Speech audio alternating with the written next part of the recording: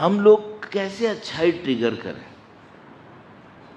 اور کیسے برائی کے ٹریگر کو بچائیں اپنے آپ سے، یہ کیا معاملہ ہے؟ میں نے کہا اگر مجھے پتا ہوتا تو بہت بڑی بات تھی، نہیں پتا مجھے، لیکن میں کیا کروں گا، میں اس دیکھنے کی کوشش کروں گا، اپنے آپ کو دیکھتا ہوں تو کیا سمجھ میں آتا ہے یہ، اور دوسروں سے ظاہر ہے میں سیکھتا ہوں تو وہ کیا سکھا رہے ہیں اس بات کے اندر۔ اب میں نے آپ کا بہت وقت لگا دیا، یہ سارا مقدمہ عرض کر دیا، 10-15 منٹ میں اس کو بھی تھوڑا سا عرض کرنا ہے۔ درود بھیجے گا محمد و آل محمد، صلی علی محمد آل محمد۔ تھوڑا اپنی بات کی مارکیٹنگ کرنی پڑتی ہے نا، اگر ایسی کھٹ سے بول دوں گا تو لوگ نہیں مانیں گے، تو اس کو تھوڑا سا نکال کے لانا پڑتا ہے، سجا کے بتانا پڑتا ہے۔ ٹریگر کہاں سے ہوتا ہے؟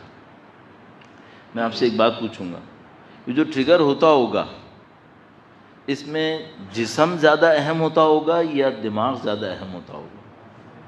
فکر؟ بھئی جسم تو خود تابع ہے دماغ کے، فکر کے، اس کا مطلب ہے کہیں نہ کہیں کھیل فکر کا ہے۔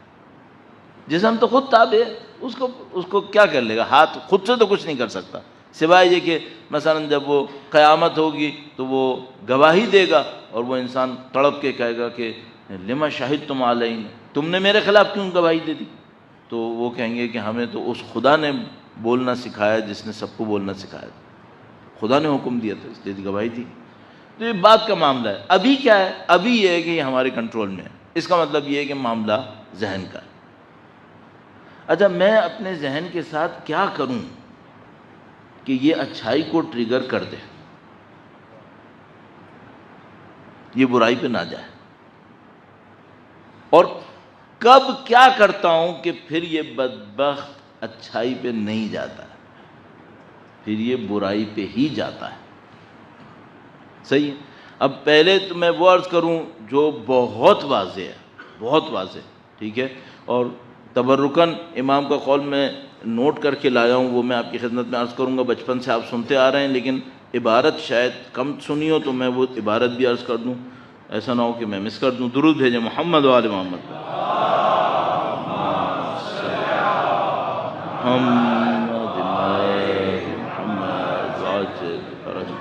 سید الشہداء کا قول جو عاشور کے دن سید الشہداء نے ارشاد فرمایا، فمن اطاعنی کان من المرشدین، جو میری اطاعت کرے گا تو وہ راستہ پانے والوں میں سے ہوگا، ومن عصانی کان من المہلکین، اور جو میری نافرمانی کرے گا وہ ہلاک ہونے والوں میں سے ہوگا، وکلکم عاص لامری، امام یزید کے لشکر کو خطاب کر کے کہتے ہیں تم سب میرے امر کی نافرمانی کرنے والے ہو، تم سب نے میری امر کی نافرمانی کی ہے، اس کا مطلب ہے تم سب مہلکین ہو، ہلاک ہونے والے ہو۔ غیر مستمع لقولی، تم سب میرے امر کی نافرمانی کرنے والے ہو، نہ صرف نافرمانی کرنے والے ہو، تم میری بات سننے والے بھی نہیں ہو۔ یہی امام نے کہا، غیر مستمع لقولی، تم میری بات سننے والے ہی نہیں ہو۔ اچھا اب نافرمانی کرنا تو چلو سمجھ میں آتی ہے، سننے والے کیوں نہیں ہیں؟ بھائی ایک آدمی بول رہا ہے میرے کان ہیں تو میں سنوں گا یا نہیں سنوں گا؟ کان کو سننے پہ مجبور کرنے کے لیے منہ نہیں کھولنا پڑتا، کان خود بخود سنتا ہے، تمام آرگنز کو ہلانا پڑتا ہے، زبان کو بھی بولنے کے لیے ہلانا پڑے گا، آنکھ کو دیکھنے کے لیے کھولنا پڑے گا۔ کان میں کوالٹی یہ ہے کہ اس کو کچھ نہیں کرنا ہے، یہ سنتا ہے۔ اب امام کیا کہہ رہے ہیں؟ تم تو سن بھی نہیں رہے۔ اچھا یہ کیا ہوا؟ آپ سمجھ رہے ہیں نا معاملہ؟ اگر امام کہتے تم دیکھ نہیں رہے تو کوئی کہہ سکتا تھا اس نے آنکھیں بند کر لی ہوں گی۔ اگر امام کہتے کہ بھائی تم میری نصرت نہیں کر رہے تو وہ ہاتھ نہیں ہلا رہا۔ اب یہ سن نہیں رہے، کان تو کھلا ہوا رہتا ہے، اس کو تو سننا ہی سننا ہے، سن کیوں نہیں رہے؟ اب امام فرما رہے کیوں نہیں سن رہے؟ قد انخزلت عطیاتکم من الحرام، دو اسٹیج ہیں یہاں پہ۔ امام نے فرمایا تم میری بات کو سن بھی نہیں رہے، کیوں؟ چونکہ جو انعامات تمہیں دیے گئے ہیں وہ حرام سے دیے گئے ہیں. دوسرا جملہ وَمُلِئَتْ بُطُونُكُمْ مِنَ الْحَرَامِ، اور تمہارے شکم حرام سے بھرے ہوئے ہیں. فَاتَّبَعَ اللَّهُ عَلَى قُلُوبِكُمْ، تو خدا نے تمہارے قلوب پر مہر لگا دی ہے. صاحب اس جملے کو آپ نے دسیوں دفعہ مجالس کے اندر سینکڑوں دفعہ سنا ہوگا، صحیح ہے، لیکن تھوڑا سا رک کر اس کے اوپر غور کرتے ہیں، شاید ہمیں کوئی بات اور بھی سمجھ میں آئے اس کے اندر. درود بھیجے گا محمد و آل محمد پر. اللہم صلی علی محمد محمد وعجل فرج. ایک بات یہ تھی کہ عاصن لامری، تم میرے حکم کے نافرمان ہو، یہ بات سمجھ میں آتی ہے بہت آسانی سے. غیر مستمع لقولی، یہ بات سمجھ میں نہیں آتی کہ وہ سن کیوں نہیں پا رہے. اور امام نے عاصن لامری کا تحلیل نہیں کی. مستمع غیر مستمع لقولی، تم سن کیوں نہیں رہے، اس کو تحلیل فرمایا. فرمایا دو لیول ہیں. ایک تو یہ کہ جو تمہیں تحفے دیے گئے ہیں ان تحفوں کی سورس وہ حرام ہے. اچھا تحفے کس نے دیے تھے؟ عبید اللہ ابن زیاد نے دیے تھے. عبید اللہ ابن زیاد کے دیے ہوئے تحفے حرام ہیں. کیوں؟ اس کے پاس حکومت کا حق ہی نہیں ہے، فاسق و فاجر ہے، فاسق و فاجر امیر کے تحت حکومت کر رہا ہے. اس کے پاس ان ہدایا کو سورس سے لینے کا حق ہی نہیں ہے. اس کے پاس حق ہے کہ زکوٰۃ جمع کرے؟ نہیں ہے. اس کے پاس حق ہے کہ مسلمانوں سے خمس اور اموال لے؟ نہیں ہے. تو جہاں سے تمہیں تحفے دیے گئے وہ حرام ہیں. یہ پہلا اسٹیج. پھر امام نے فرمایا وَمُلِئَتْ بُطُونُكُمْ مِنَ الْحَرَامِ، اور تمہارے شکم بھی حرام سے بھرے ہوئے ہیں. اب میں آپ سے ایک سوال پوچھتا ہوں، ان دو جملوں میں فرق کیا ہے بھائی؟ اگر سورس حرام ہے تو اگلے جملے کی ضرورت کیا تھی یہاں پہ؟ اور امام میدان جنگ میں کھڑے ہیں، ایک ایک جملہ قیمتی ہے یہاں پہ، آخری لمحات ہیں یہ. امام فرما رہے ہیں ایک تو غلط بات یہ ہے کہ سورس حرام ہے، دوسرا جو تم نے جس بیس پر اس کو کھایا ہے وہ بھی حرام ہے. اگر عبید اللہ ابن زیاد حرام سورس سے کسی کو حلال تنخواہ دے وہ بھی حرام تھی. اب تو تم نے تنخواہ بھی حرام کام کی لی ہے، سورس بھی حرام، اور جو تم نے حق جمایا وہ بھی حرام. وہ کس بات؟ اچھا سورس تو حرام ہو گئی، بتا دیا ظالم امیر کے تحت حکم. باقی کیوں حرام ہوا؟ باقی اس لیے حرام ہوا کہ تم نے میری گردن کاٹنے کے لیے پیسے لیے ہیں نا. دونوں چیزیں حرام ہو گئیں. اچھا اب میں ایک بات عرض کروں گا تھوڑا گھبراتے ہوئے. میں ایک جگہ مجلس پڑھنے گیا، میں نے جس کام پر پیسہ لیا حرام تھا؟ نہیں. مجلس پڑھی تھی، اس نے ایک ہدیہ دے دیا، اس کی سورس اگر وہ حرام ہوئی، امام کے قول کے مطابق 50% اثر ہو گیا، لکھا ہوا ہے. ورنہ دوسرا جملہ کافی ہوتا. امام فرماتے تمہارے شکم میں حرام ہے، یہ کافی تھا. امام فرمایا نہیں، تمہاری سورس بھی حرام ہے. ہم اس مشکل میں پھنس گئے، اس وقت ہم اس مشکل میں پھنس گئے. اس کا مطلب کیا ہے؟ ہمارا معاملہ بہت سخت ہو گیا. کیوں پچھلے زمانوں کے اندر متقی پرہیزگار زیادہ ملتے تھے؟ آج تو چھنی سے چھاننے پہ نہیں مل رہے. کیوں؟ وہ بیچارہ پہلے کو تو لڑ لے گا، پیچھے کا کیا ہوگا؟ اس کا اپنا ایک اثر ہے. امام نے فرمایا اگر امام ایک جملہ کافی ہوتا ہے امام دو بولتے؟ نہیں، معصوم ہے، معصوم لفظ نہیں بولتے. دو معاملے ہیں یہاں پہ. اب آپ کو سمجھ میں آ رہا ہے ہمارا معاملہ مشکل کیوں ہے؟ امام فرما رہے ہیں جب یہ دو چیزیں جمع ہو جائیں، اچھا اب خدا نہ کرے نعوذ باللہ، میں آپ سے ایک بات پوچھتا ہوں بہت معذرت کے ساتھ، آپ کو برا نہیں لگے گا یہ مجھے پتہ ہے، لیکن میں اپنے طور پہ کہہ رہا ہوں ایسی معذرت، آج بھی دنیا میں یہ دو حرام کبھی جمع ہوتے ہیں یا نہیں ہوتے؟ ہوتے ہیں، سورس بھی حرام اور جو کمائی کا حق بنانے کا پوائنٹ تھا وہ بھی حرام۔ وہ کیسے؟ مثلا ایک آدمی ہے جو خود حرام خور ہے، صحیح ہے، اور میں اس حرام خور کے لیے کوئی حرام کام کروں اور وہ حرام خور اپنی حرام کمائی سے مجھے اس حرام کام کے بدلے میں ایک پیسہ دے دے، یہ دو حرام جمع ہو گئے نہیں ہوئے؟ اب کیا ہوتا ہے اگر ایسا ہو جائے؟ امام فرما رہے ہیں جب کہ یہ ہو گیا فَطَبَعَ اللَّهُ عَلَى قُلُوبِكُمْ، اب خدا نے تمہارے قلوب پر مہر لگا دی ہے، صحیح ہے؟ بات تو شروع ہوئی تھی مستمعون غیر مستمعین لقولی، تم میری بات سنتے نہیں، تو مہر کان پہ لگنی چاہیے تھی یا قلب پہ؟ بظاہر تو کان پہ لگنی چاہیے تھی۔ امام نے کہا نہیں، مہر کان پہ نہیں لگی ہے، مہر کہاں لگی ہے؟ قلب پہ لگی ہے، مہر قلب کے اوپر لگی ہے۔ تو آپ مجھ سے پوچھ سکتے ہیں کہ مولانا کان اور قلب میں امام نے یہ کیوں فرق رکھا؟ سنتا تو انسان کان سے ہے، اور مہر امام فرما رہے کہاں پہ لگی ہے؟ قلب پہ لگی ہے۔ اس کا مطلب کیا ہے؟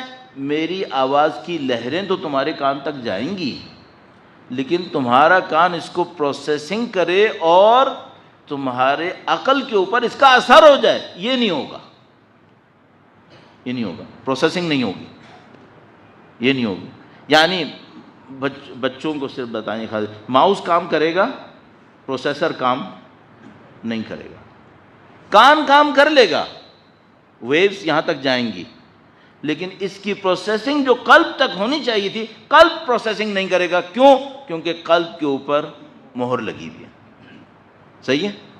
اب میں آپ سے ایک بات پوچھتا ہوں، اگر کسی کا کان خراب ہو تو میں اس کو آڈیو کا کوئی ٹیسٹ کروا کے سمجھا سکتا ہوں کہ تمہارا کان خراب ہے، اور کسی کے قلب میں یہ خرابی آئی ہو،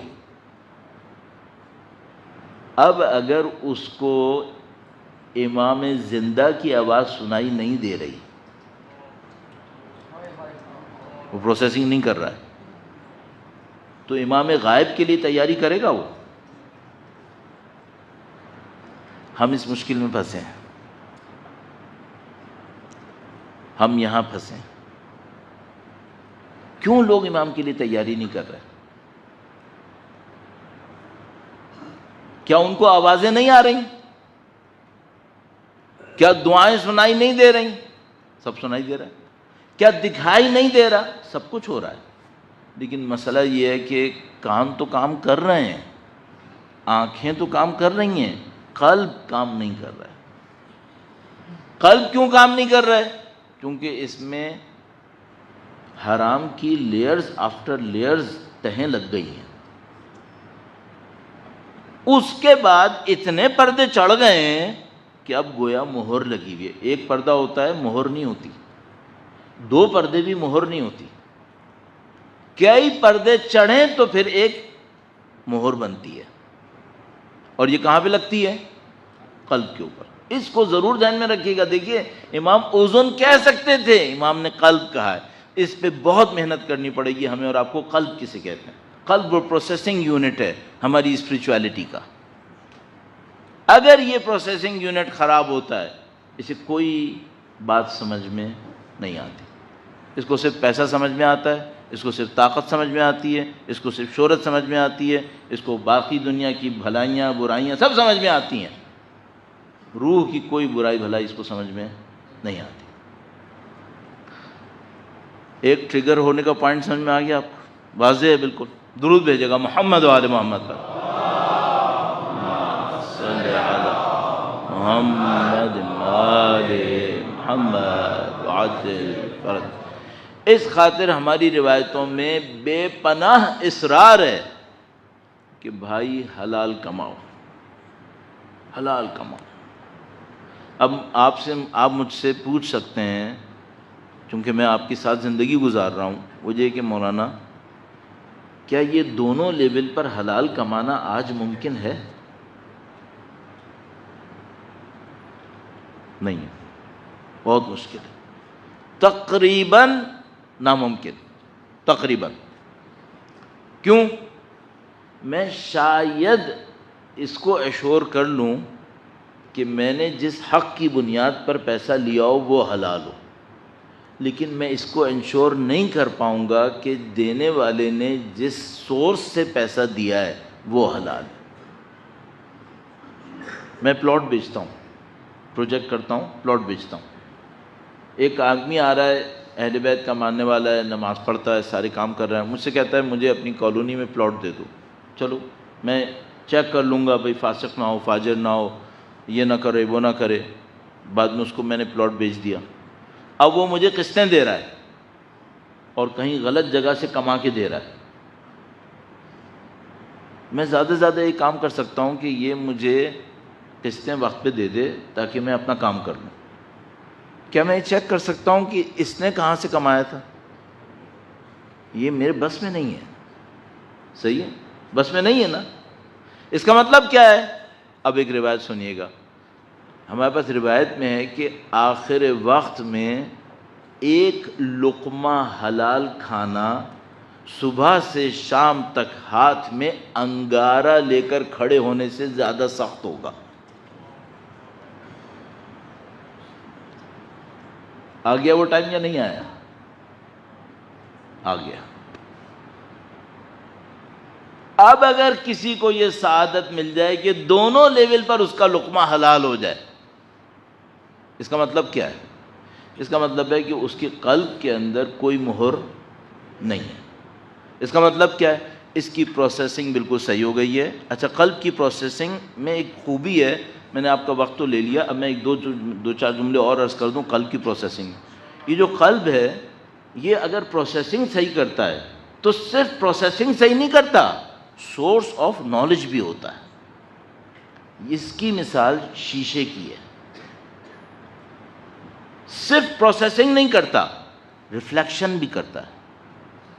تو اگر کسی کا قلب پاکیزہ ہو تو صرف پروسیسنگ نہیں کرے گا کہ حدیث سمجھ میں آ رہی ہے، آیت سمجھ میں آ رہی ہے، واقعے سے عبرت سمجھ میں آ رہی ہے، فیصلہ صحیح کر رہا ہے، صرف یہ نہیں ہوگا، بلکہ extraordinary source of knowledge اس کے پاس ہوگی جو اس کو اعلیٰ حقائق خود بخود اس کے دل کے اوپر اتارتی رہیں گی۔ یہ سوئے گا بھی تو سیکھتا رہے گا، اس کی لرننگ ختم نہیں ہوتی، مسلسل سیکھتا رہتا ہے۔ کیوں؟ اس کا قلب صحیح کام کر رہا ہے، صحیح۔ اس خاطر ہمارے پاس اتنا اصرار ہے کہ حلال کماؤ، حلال کماؤ، کیونکہ اگر حلال نہیں کمایا پھر جو کرنا ہے کرتے رہو، قلب نے کام نہیں کرنا ہے۔ اب مثلا خدا نہ کرے، نعوذ باللہ، اب یہ جو مثال تو سامنے ہو گئی نا کربلا کی، اب یہ جو امام کو جنہوں نے کہا ہے کہ بھئی تمہارے دلوں پر مہر لگ گئی ہے، میں آپ سے ایک سوال پوچھتا ہوں، یہ اگر حافظ قرآن ہوا تو قرآن سے سیکھ پائے گا؟ تھے حافظ قرآن بھی، نہیں تھے کیا دشمن کے لشکر میں حافظ قرآن تھے؟ سیکھ پائے تھے؟ کھلی آئے کریمہ اطیعوا اللہ اطیعوا الرسول اولی الامر منکم، نہیں سیکھ پائے۔ عزیزان محترم، آپ کو اور مجھے اپنی زندگی میں معصوم کے لیے کوئی کام کرنا ہے تو ہمیں دو لیول جو حرام کے تھے، یا تو کوشش کریں کہ دونوں سے بچ جائیں، کم سے کم جو دوسرا لیول تھا اس سے تو بچ جائے۔ وہ جو دوسرا لیول تھا وہ کیا؟ میں تو حرام کی بنیاد پر نہ کھاؤں، ٹھیک ہے، جس نے مجھے دیا ہے اس کی سورس کا مجھے نہیں معلوم، میں کہاں سے چیک کروں؟ کم از کم جو اپنے والی سائڈ تھی اس کو تو صحیح کر لوں۔ اچھا، یہ میں آپ کی خدمت میں عرض کرتا چلوں، وہ یہ کہ اگر اپنی والی سائڈ صحیح ہوئی تو خدا، اور پوری صحیح ہوئی 100%، تو پھر خدا یہ کرے گا کہ پچھلے والی سائڈ کو وہ سنبھال لے گا، حرام نہیں جانے دے گا اندر۔ اگر ہماری والی سائڈ صحیح ہو گئی کہ ہم نے جس حق کی بنیاد پہ پیسہ لیا وہ 100% حلال ہوا، تو پچھلی والی سائڈ کو کہ اس کی سورس کیا تھی خدا سنبھال لے گا، وہ ہمیں غلط سورس سے پیسہ نہیں لینے دے گا، آئے گا بھی تو چلا جائے گا، اور اتنی بصیرت مل جائے گی کہ ہم وہاں جائیں گے ہی نہیں۔ یہ کب ہوگا؟ جب ہم نے اپنی والی سائڈ کے اوپر بہت محنت کی ہوگی کہ نہیں، ہم نے اپنی والی سائڈ میں کوئی حرام نہیں آنے دینا ہے۔ درود بھیجے گا محمد و آل محمد پر، صلی علی محمد آل محمد وعجل۔ اچھا، اگر کوئی ایسا ہوا آج کی دنیا میں، اسے پیسہ قربان کرنا پڑے گا یا نہیں کرنا پڑے گا؟ بہت ساری جگہ پہ قربانی دینی پڑے گی، کیونکہ حرام کے چینل بہت زیادہ ہوں گے اور اس طرح کے حلال کے چینلز کافی کم ہوں گے۔ اور روایت ہمارے پاس ہے، میں جو آپ سے کہہ رہا ہوں نا، میرا دل بیٹھ رہا ہے اندر اندر، حقیقت یہ میرا دل اندر اندر بیٹھ رہا ہے کہ کام کتنا سخت ہے، کام واقعاً سخت۔ جتنا ہم دعائیں کرتے ہیں نا اپنے بچوں کے لیے کہ خدا ان کی روزی روزگار میں اضافہ کرے، ہم میں اتنی جرأت نہیں ہے کہ ہم خدا سے کہیں خدا یا ان کو صرف حلال دے، ہم میں جرأت نہیں، کیونکہ ہمیں پتہ ہے یہ غریب رہ جائیں گے، غربت اٹھانی پڑے گی۔ آج کون غربت اٹھانے کو تیار ہے؟ سب کو بحریہ ٹاؤن میں گھر چاہیے، حلال سے بھی آ سکتا ہے، ضروری نہیں، نعوذ باللہ تعالی، حلال سے آ سکتا ہے، لیکن لوگ کیا سوچتے ہیں، حلال سے آئے یا حرام سے آئے۔ اس کو خدا متعال نے آیہ کریمہ میں کہا ہے کہ کچھ لوگ ہم سے کہتے ہیں ربنا آتنا فی الدنیا، ختم، اے خدا ہمیں دنیا میں دے، ختم، حسنہ دے یا غیر حسنہ دے اس سے کوئی غرض نہیں ہے، آخرت میں دے یا نہ دے اس سے بھی کوئی غرض نہیں ہے، دنیا میں دے دے۔ اچھا، آگے آیت میں خدا نے کیا لکھا ہوگا؟ پھر ہم اسے کچھ نہیں دیتے؟ نہیں، اگلی آیت میں لکھا ہے پھر ہم اس کو بھر بھر کے دیتے ہیں، پھر ہم اس کو دنیا میں بھر بھر کے دیتے ہیں، کیونکہ اس نے ہم سے یہی مانگا ہے۔ یہ میں نے تشریح کی ہے۔ آگے آیت میں لکھا پھر ہم اس کو دنیا میں پورا پورا دیتے ہیں، ختم، صحیح ہے۔ لفظ میں تو ہم بھی صحیح والا حصہ کہتے ہیں، ربنا آتنا فی الدنیا حسنہ وفی الآخرۃ حسنہ، لفظ میں تو ہم بھی صحیح کہہ رہے ہیں سب۔ مجھے یاد ہے بچپن میں قرآن کریم اسلامیات کا ایک امتحان ہوا تھا، کلاس 6 تھی میرے خیال میں، تو اس میں ایک اورل سیکشن بھی تھا، تو اس نے مجھ سے ٹیچر نے یہی دعا پڑھوائی تھی، تو میں نے بچپنے سے رٹی ہوئی تھی، اماں نے سکھائی تھی، تو میں فوراً پڑھ دیا تھا، ربنا آتنا فی الدنیا حسنہ۔ آج تک سوچتا ہوں کام کتنا سخت ہے کہ جب ہمیں پتہ ہو کہ یہ حسنہ ہے اور یہ حسنہ نہیں ہے، اور قربانی دیں کہ نہیں چاہیے، نہیں، اب یہ قربانی نہیں ہو رہی، اس کے لیے ہم نے کیا لفظ رکھا ہے؟ میں معذرت چاہتا ہوں، سیریس گفتگو کے اندر مذاق والی بات، اس کو ہم نے رکھا ہے فضل ربی، فضل ربی، ختم، اللہ، یہ فضل ربی ہے، فضل ربی حرام ہے۔